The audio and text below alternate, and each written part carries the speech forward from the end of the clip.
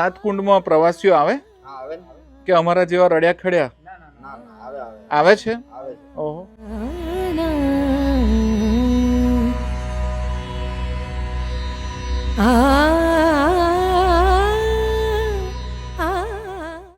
Long drive with યજ્ઞેશમાં આજે હું પહોંચી ગયો છું પાનમ ડેમ. વડોદરાથી 125 કિલોમીટર દૂર આવેલ આ પાનમ ડેમ, અને ત્યાં પહોંચતા પહેલાં હું કેટલાક ગામડાઓમાંથી પસાર થયો. એક મકાન મારી નજરે ચડ્યું અને એ મકાન નાનું પણ સુંદર હતું, અને એની અંદર મને આ વર્ષની જ સૂકવેલી મકાઈ પણ જોવા મળી. મકાઈ આ વર્ષના છે? આવી ગયા અત્યારથી? આ દેશી મકાઈ? વાહ. છોટું,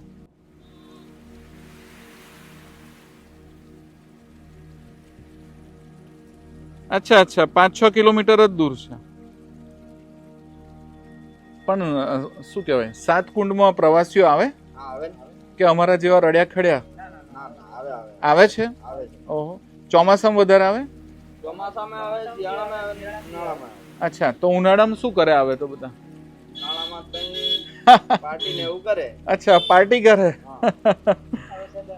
તમને ખબર છે અહીં પાનમ ડેમ બહુ નજીક છે? તમે જોયો? શું છે એમાં? કઈ નદી છે? હે, કઈ નદી છે પાનમ ડેમ ની અંદર? પાનમ નદી. કઈ?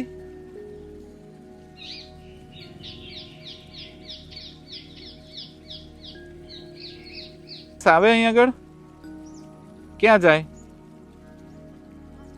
અને પછી આ બાજુ ક્યાં જાય? હે, ગોધરા જાય? શહેરા જાય કે ગોધરા? ગોધરા જાય.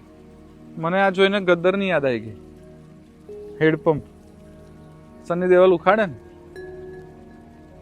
અહીં ક્યાં ભણવા જાય? બોરિયા જાય? તો કયા ક્લાસમાં? 9માં આવી ગયો? અરે વાહ. એટલે બોર્ડની પરીક્ષામાં પછી આવતી સાલ. વાહ.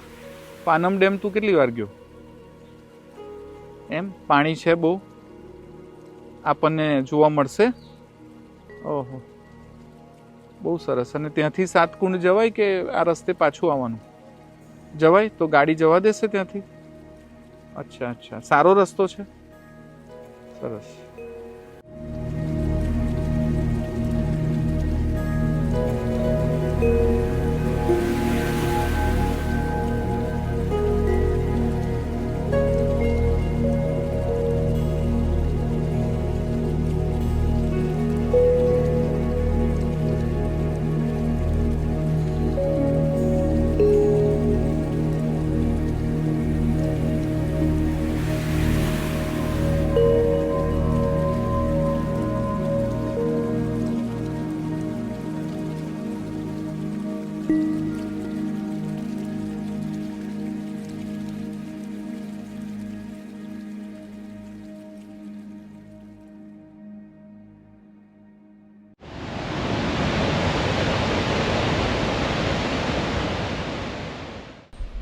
ચાર કલાકની જર્ની કરીને હું છેવટે પાનમ ડેમ સુધી પહોંચી ગયો.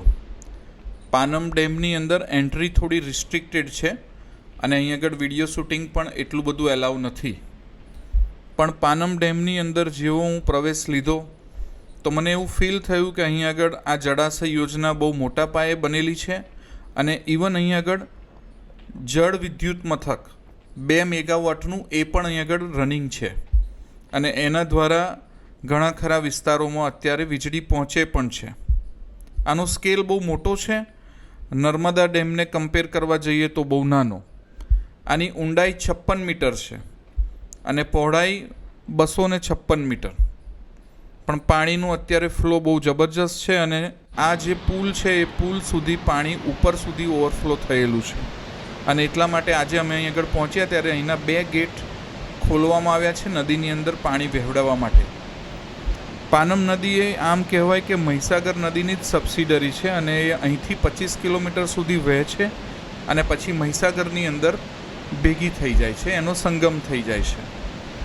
હવે અહીં આગળ અવાજ એટલો બધો છે કે મારે અહીંથી નીકળવું પડશે.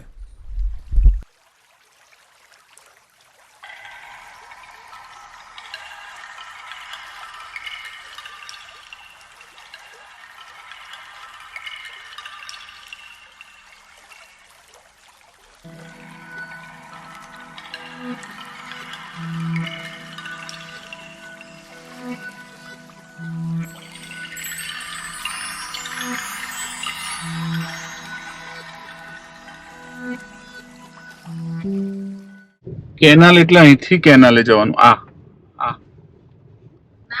હા હા અહીંથી એ ના આ જ કહ્યું, ઉપર કેનાલે જતા રહો.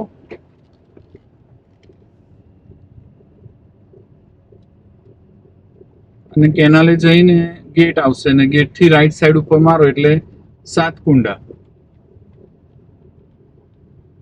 આ કેનાલ આવી ગઈ. ધીસ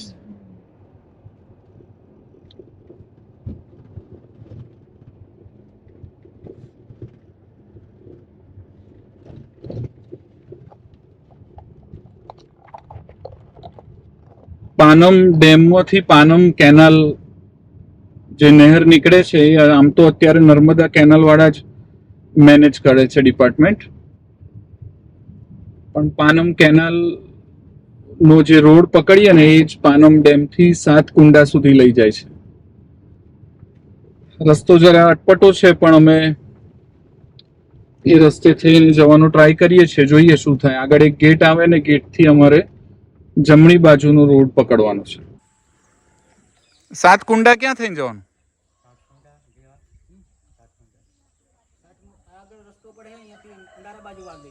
આ આગળ જઈને? અચ્છા અચ્છા. હા હા. દૂર છે ઘણું? જવાશે ઉપર સુધી? બસ જોવા જવું છે સાતકુંડ.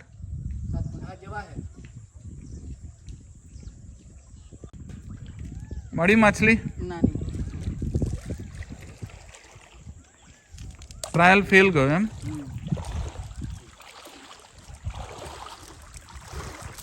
આ શું કરો, વેચી દો કે ખાઈ જાઓ? શાક માર્કેટ? ના, ઘેર સબ્જી બનાવવા માટે જ આવીએ. અચ્છા અચ્છા.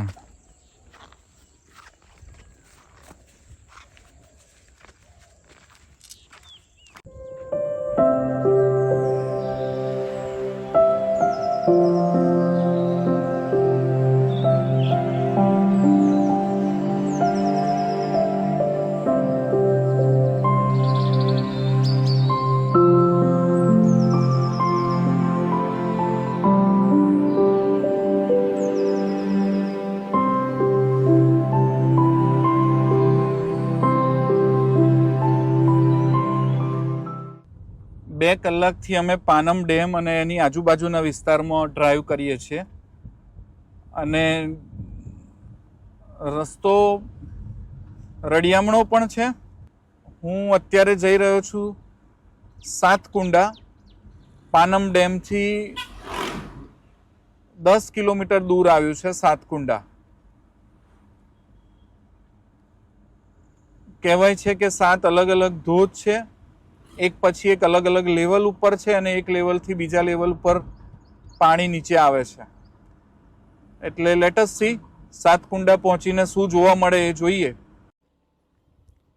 હું ઉતરી ગયો છું પાનમ નદી ઉપર બનેલા બ્રિજ ઉપર.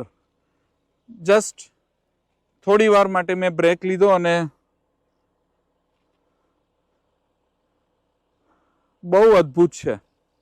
ગુજરાતનો આ વિસ્તાર જ્યાં મેં આટલા વર્ષો સુધી ટ્રાવેલિંગ કર્યું જ નહોતું અને આ વર્ષે નક્કી કર્યું કે ચોમાસામાં આપણે ઘણા બધા વિસ્તાર ફર્યા છે તો આ એક એરિયા બાકી રહી ગયો છે. સંતરામપુર ગયા હતા પણ પાનમ ડેમ જે લુણાવાડા અને શહેરાની નજીક વચ્ચે મિડલમાં છે, બહુ રમણીય વિસ્તાર છે અને વાતાવરણ પણ અત્યારે એટલું મનમોહક છે ને કે અમને આ માણવાનું ગમે છે, ડ્રાઈવ કરવાનું પણ ગમે છે.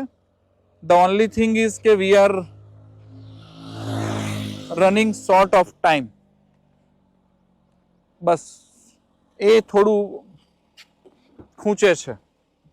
મેં અગાઉ કહ્યું એમ અમે સાતકુંડા મહાદેવ અને સાતકુંડ જ્યાં 7 ફોલ છે એ જગ્યાની ઓલમોસ્ટ નજીક હવે આવતા જઈએ છીએ. આજે આખો દિવસ અમે ડ્રાઈવ કર્યું અને ઓલમોસ્ટ સાંજના 4 વાગવા આવ્યા છે અને ઇવનિંગના 4 વાગે અમે સાતકુંડા મહાદેવના દર્શન કરવા માટે પહોંચી રહ્યા છીએ. ડ્રાઈવ થોડું ટફ હતું અને રસ્તો એથી પણ વધારે ટફ હતો.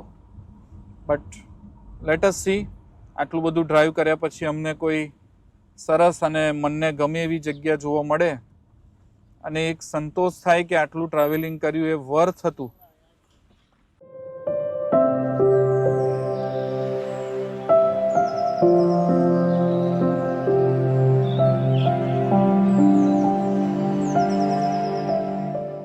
અને હું ઓલમોસ્ટ સાતકુંડા મહાદેવ સુધી પહોંચી ગયો છું ને અહીં આવીને મને આશ્ચર્ય થયું કે અહીં તો ઇકો ટુરિઝમ કેમ્પ સાઇટ પણ છે.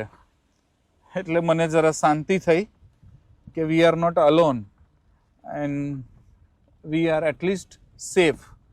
એટલે આ ઘણી રિમોટ જગ્યા છે પણ આઈ વિશ કે એન્જોયેબલ હોય. એવા થાકતા અહીં આગળ પહોંચ્યા છે ને, વન્સ અગેન મને એવું લાગ્યું કે 6 વાગે નીકળી ગયા હોત ઘરેથી તો વધારે સારું થાત. છે પાણી? ઓહો,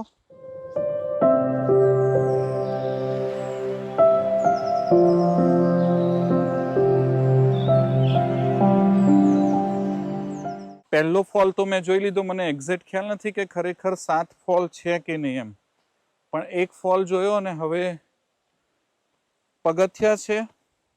ચોક્કસ માહિતી નથી કે કેટલા પગથિયા છે, પણ એ પગથિયા ચડી અને સાતકુંડ મહાદેવના દર્શન કરવા માટે અમે જઈએ છીએ. અને મહાદેવના દર્શન તો ખરા જ, પણ ત્યાં જતા જતા જે રસ્તામાં આ નજારો છે અને અહીં અને તહીં અને ગમે ત્યાં પડતા વોટરફોલ છે, એ ગુજરાતની અંદર મેં આવા પહેલી વાર જોયા.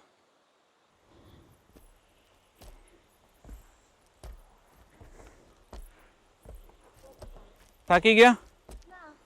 ગુડ. અને ચાલતા ચાલતા અમે પહોંચી ગયા છીએ ફોલ નંબર 2 અને ફોલ નંબર 3. બંને આ દાદરની આજુબાજુ છે. આ જે છે એ ફોલ નંબર 2 અને આ જે દેખાય છે એ ફોલ નંબર 3. હું માફી ચાહું છું પણ અહીં આગળ આવીને મને એવું ફીલ થાય છે કે સાતકુંડ મહાદેવ એટલે 7 કુંડ છે. 7 ફોલ તો છે જ, પણ ફોલ જ્યાં પડે છે ત્યાં નીચે કુંડ છે. આ બીજો ફોલ છે અને બીજા ફોલની નીચે ત્યાં બીજો કુંડ છે અને ત્રીજાની નીચે ત્રીજો. લેટ અસ સી આગળ શું છે.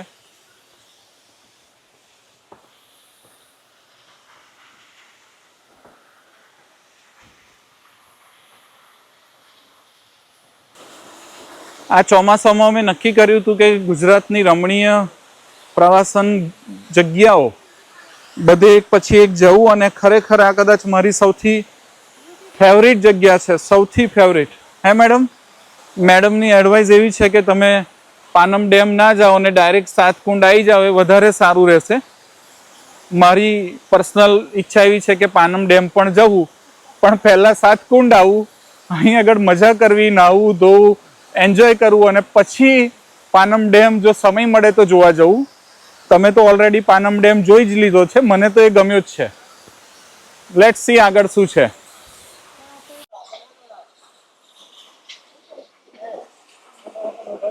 આગળ છે હજુ?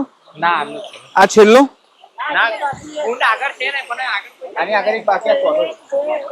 અચ્છા, એટલે આગળ કોઈ જતું નથી. એટલે હિંમત સાથે જવું પડે એવું છે કે જવાયું છે?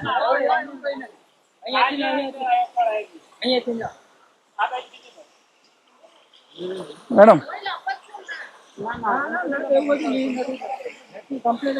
આ ત્રીજો છે ને? અચ્છા, આ ચોથો કુંડ અહીંયા જ છે. યસ યસ, હા હા, કેરફુલી જઈએ છીએ. આ જે છે એ ચોથો કુંડ, ત્રીજો નીચે છે, ચોથો ઉપર. 7 કુંડ છે, એમાંથી 4 કુંડ અહીં આગળ જોઈ લીધા. હવે બીજા 3 કુંડ અંદર ટ્રેક કરીને જવાનું છે, જે હવે મારી હિંમત નથી અને અમારી પાસે સમય નથી. પણ પાણી અહીં આગળ બહુ ક્લિયર, એકદમ પવિત્ર અને ચોખ્ખું પાણી અહીં આગળ આવે છે. અને એટલું બધું ખડખડ થઈ રહ્યું છે ને કે ઊભા ઊભા મેડિટેશન કરવાનું મન થઈ જાય. તપ કરવાની એવી આઈડિયલ જગ્યા છે ને કે અહીં આગળ ઋષિઓ આવે ને તો આપોઆપ એમને તપ થઈ જાય, કંઈ કરવાની જરૂર જ ના રહે. એટલું બધું અદ્ભુત અને દિવ્ય વાતાવરણ છે કે ખાલી બેઠા બેઠા મેડિટેશન થઈ જાય. અને આશ્ચર્યની વાત એ છે કે આર્ટિફિશિયલ નથી, મેનિપ્યુલેટેડ નથી. It is pure natural experience.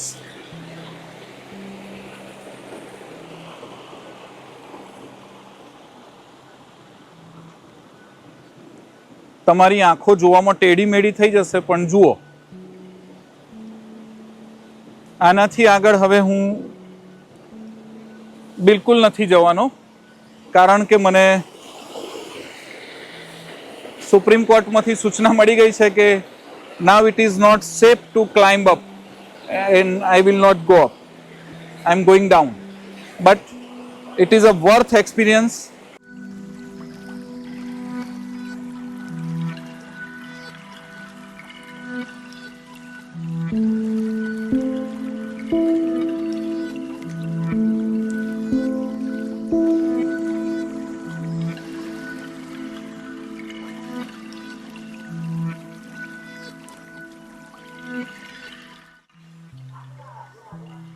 સાત કુંડ અને સાત કુંડ જે ઝરણાથી ભરાય છે એ ઝરણા અમે બાખુબી જોયા અને એને માણ્યા.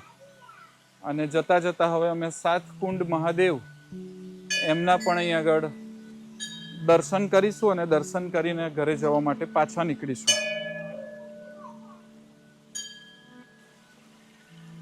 સાત કુંડ આવવાની માહિતી મેં અગાઉથી જ કેપ્શન્સની અંદર લખી છે, તો એ બધા દર્શક મિત્રો જોઈ શકે એમ છે. અને ગુજરાતની અંદર આવી અને આના કરતાં પણ વધુ સારી સારી જગ્યાઓ છે જે હજુ પણ પૂરેપૂરી એક્સપ્લોર નથી થઈ. અને એ એક્સપ્લોર કરવું એ જ આ ચોમાસામાં મારું કામ રહ્યું છે. અને આવી સરસ જગ્યાઓ આ વખતે નક્કી કર્યું હતું કે ચોમાસામાં મિસ નથી કરવી. ને આજે છેલ્લે એવું લાગે છે કે અંબાલાલ કાકાની આગાહી પ્રમાણે આ વરસાદનો છેલ્લો રાઉન્ડ હશે. અને વરસાદના છેલ્લા રાઉન્ડ હોય તો હવે પછી આ કુંડની અંદર પાણી આવવાનું કદાચ ધીમે ધીમે ઓછું પણ થઈ જાય.